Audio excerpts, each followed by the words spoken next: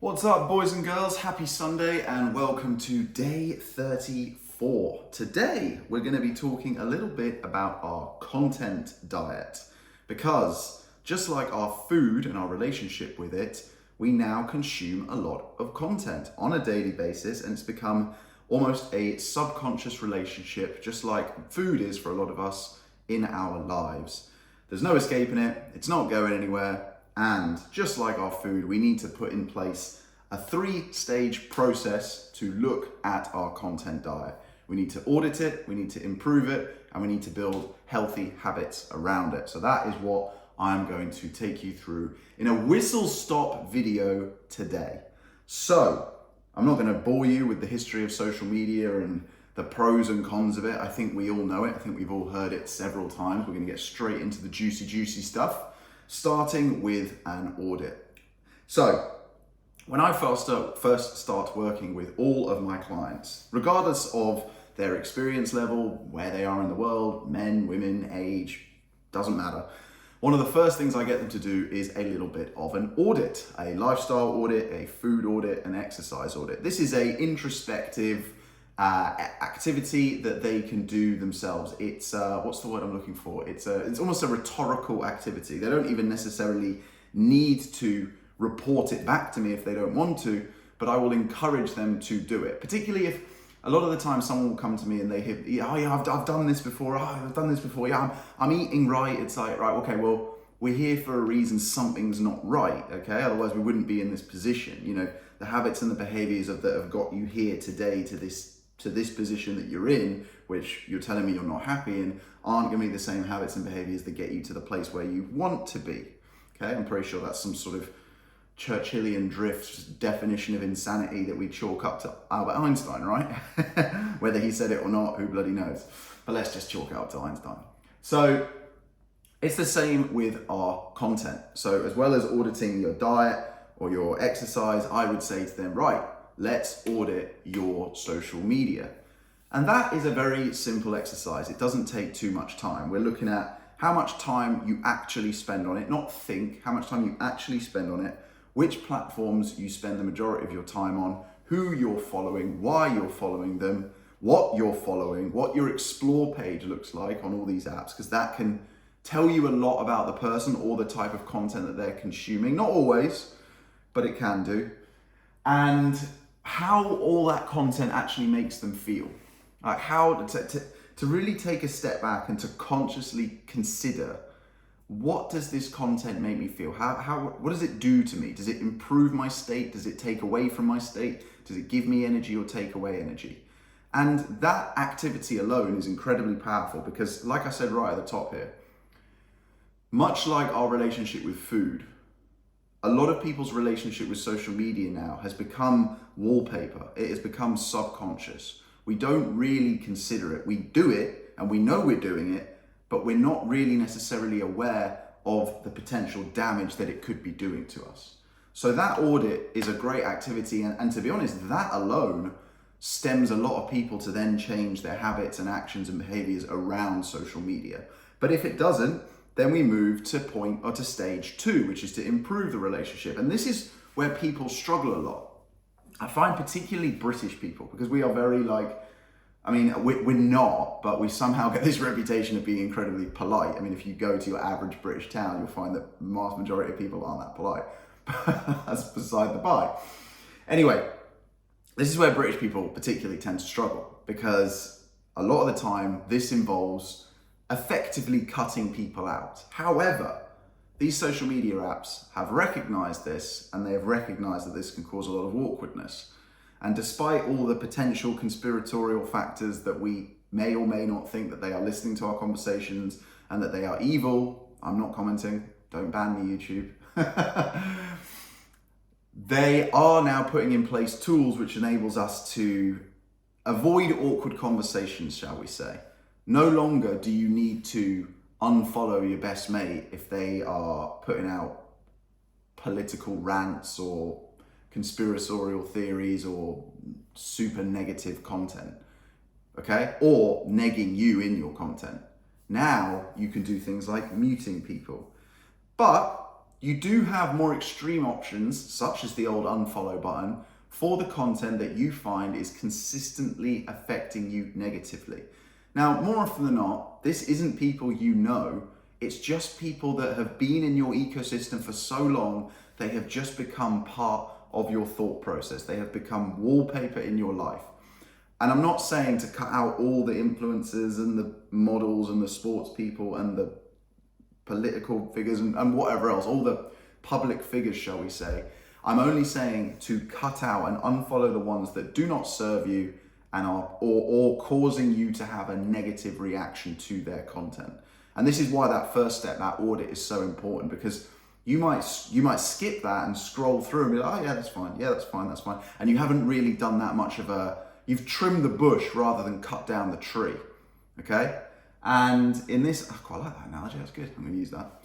But in this case, a lot of the time for a lot of people, we do need to cut down some trees. Don't worry, Peter and Amazon rainforest will survive. I'm metaphorical trees, electronic, digital trees, okay? I'll make myself laugh if nothing else. Anyway, so yes, what I would suggest doing, it very simply put, is muting any negative people in your immediate life, friends, family, colleagues is a big one.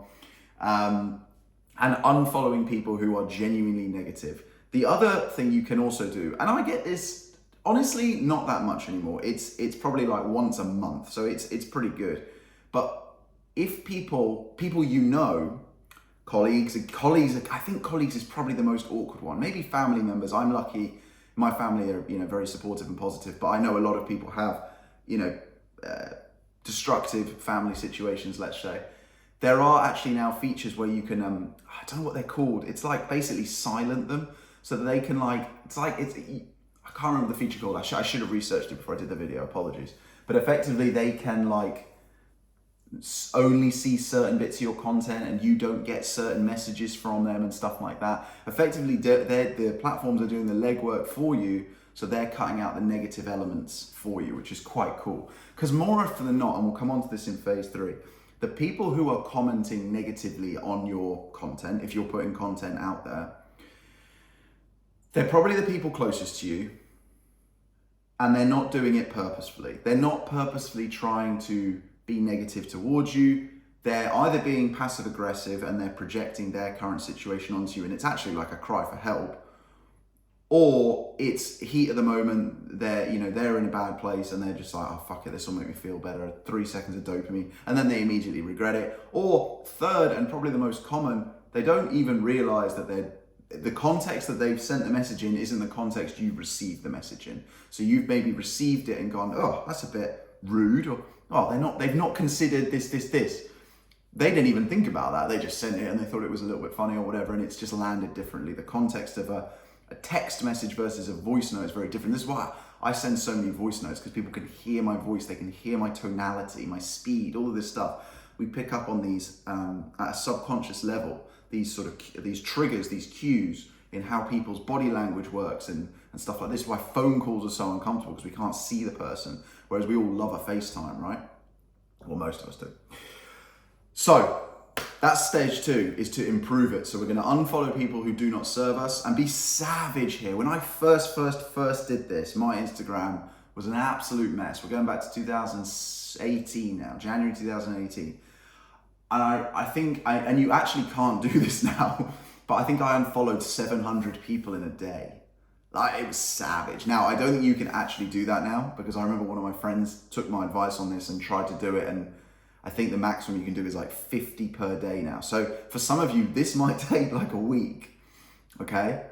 I mean, the nuclear option here, the nuclear option, I'm not suggesting you do this, is you effectively just start a new account, which to some of you might be an appealing option, because, for whatever reason, you've got, I don't know, exes in your DMs or this. I can imagine this option appealing more to women than to men, because let's be honest, everyone loves the vanity metrics, the likes, the comments, the follow numbers, all this stuff. A girl, if she's above a 6, can rebuild a following like that, whereas a man has to bleed for every single follower that he's got, okay? So I can see that option being more appealing for women, particularly if they're semi-attractive or above.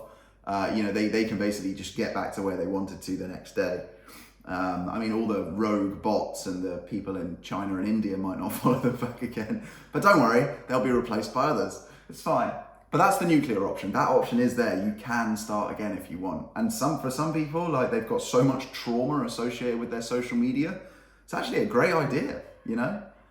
So that's stage 2, that's to improve it. And the third step is to improve your relationship with social media in general, because again, our relationship with it as an entire entity, as a section of our life, is very almost automated now and at a subconscious level. So there's a few things that we can do here, both on and off the platform. And I don't think any of this is groundbreaking stuff. I don't think any of this is going to surprise you, but maybe this video will come to you at the right time, and you thought, you know what, that's the last person who needs to tell me to do this. I'm going to actually do it. And this is stuff that I have done myself. So I am telling you stuff that has worked for me based on personal experience. I should also say that this is coming from someone who is considered a creator. I am considered in the 1% of social media who creates more than he consumes. I give more than I take, in that sort of sense. It's a bit weird, not in that way. You know what I mean? But so if you're a consumer of social media, I would argue this is even easier, because you are effectively just wasting your time, unless you have like the most positive, motivational feed in the world with an insanely successful group of friends who are empowering and inspiring. You're basically wasting your time on social media, let's be real. So step 3, how do we improve our relationships with social media? So the obvious ones are to limit the amount of time that we spend on the apps. And the apps, again, they all have built-in features that will pop up and say, hey, you have been on Instagram for 1 hour today, get a fucking life, get off this app and go and see people in the real world.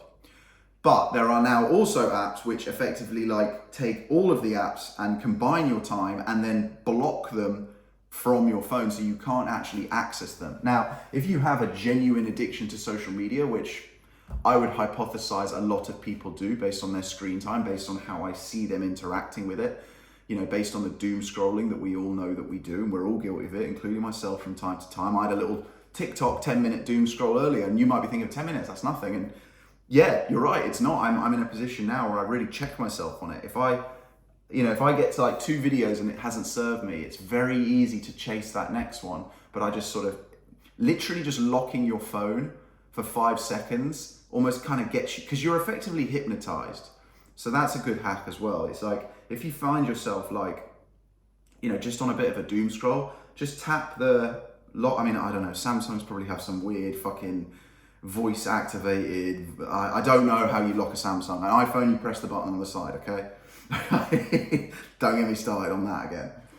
But yeah, you tap the lock button and just stare at a black screen for 5 seconds, and I promise you'll be like, whoa, okay, I'm out of the hypnosis, okay?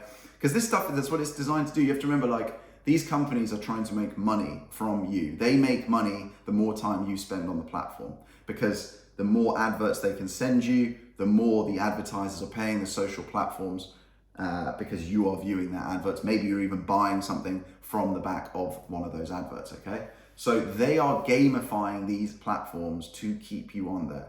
That is their job. They hire people, teams of people, thousands of people, geniuses all over the world, across all different languages and everything, every spectrum of society. And they hire psychologists who know how to gamify these systems, okay?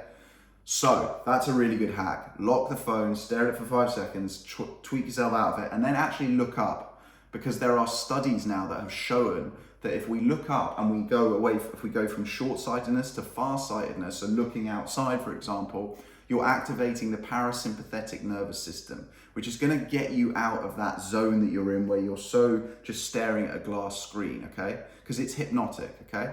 So that's a big one. Lock the phone and use either timers or effectively just alerts on your phone or apps that can block these social platforms that are going to prevent you from wasting too much time on these platforms, okay? The other thing that you can do, which is a super, super simple hack here that is going to save you, it's probably overnight going to half your screen time, is to simply turn off all the notifications across social media and the mainstream media. Now, I'm not going to speak about the mainstream media in this video. I should do another video on it, but I am slightly skeptical that if I do it, they may put me on some watch list or something. But effectively, much like social media now, you don't see media, like mainstream media news, as a news platform. It's not, it's an advertising platform. So they make money from advertisers. So once again, they are gamifying these platforms to keep you on them, or more likely in the case of the news, you read it and then you leave, they're trying to get you to come back multiple times, okay? And the way they do that is they send you push notifications, and then they use clickbaity, catastrophizing headlines to make you read the article. So you've gone from spending 3 seconds to 30 seconds to 2 minutes to suddenly 5-10 minutes, and then you add up all these micro usages per day, and you actually look and you've spent an hour and a half on, I don't know, BBC News, for example. Do you see what I mean? If you turn the notifications off, they can't send you the push notifications. If they can't send you the push notifications, I guarantee, going to go from checking that news app and social media 10 times to 5 times, like that. Then you're actually going to start to realize, wow, I didn't realize I was spending that much time on these apps. Look how much time I'm saving. I feel amazing. I'm now going to actively try to spend even less time on social media. So just that one action of turning off the notifications on social media, let me tell you something. If someone really wants to fucking reach you, they will call you or they will WhatsApp you. No one thinks, oh my God, it's an emergency, I'm going to send Doug an Instagram DM. No one does that. It's bullshit, okay? So I guarantee you, nothing urgent is happening there, okay? Turn off the notifications. Everybody should do this. I do it, and I'm a creator. I'm posting content. I'm using social media to sell my services, and I still have the fucking notifications off. So you certainly don't need them on, okay? The other one is more about a behavior of how you spend your time on social media. And this I'd say relates to maybe a smaller percentage of you, but I think it's an important point, and I'm going to finish on this one. Is never, ever be negative on social media. What I mean by that is, whether it's someone you know, or it's a public figure or a news article, do not post negative comments on that post. Don't be that guy or girl. I guarantee you it's a surefire way to piss yourself off and no one else. No one is reading it. No one cares. The people at the top are not reading your comments. They do not give a shit about your opinions or what you have to say. They're making too much fucking money. Trust me. By commenting something negative, all you are doing is showing to them that you are a weak projection. That is it. All you are doing is riling yourself up, pissing yourself off, and you're pissing into the wind. You're wasting your time as well. I can absolutely guarantee you. All you're going to do is then get more comments on your comment from other negative people, and suddenly it's a month down the line and you're a troll. But the worst part is you don't even realize you're a troll. But guess what? Everyone around you does. You're just now that guy or that girl who posts negative shit on everyone's posts. And then guess what they're going to do to you? They're going to block you. They're going to mute you. They're going to unfollow you. I'm not saying you have to agree and love everything that everybody posts. But honestly, the best approach you can take with social media is, if you don't agree with someone, mute them, unfollow them, or move on. Trust me when I say this, you will save yourself a lot of mental anguish when it comes to this stuff. I promise you. Cool. I feel like that was a pretty concise, compendious study and analysis and recommendations on social media behavior. So I hope you enjoyed that. I hope you enjoy the rest of your Sunday, the rest of your weekend. It's a new week, it's a new day, it's a new dawn. Tomorrow we go again, team. Monday, day 35, February's kicking off. Let's have a good one, and I'll see you tomorrow. Cheers.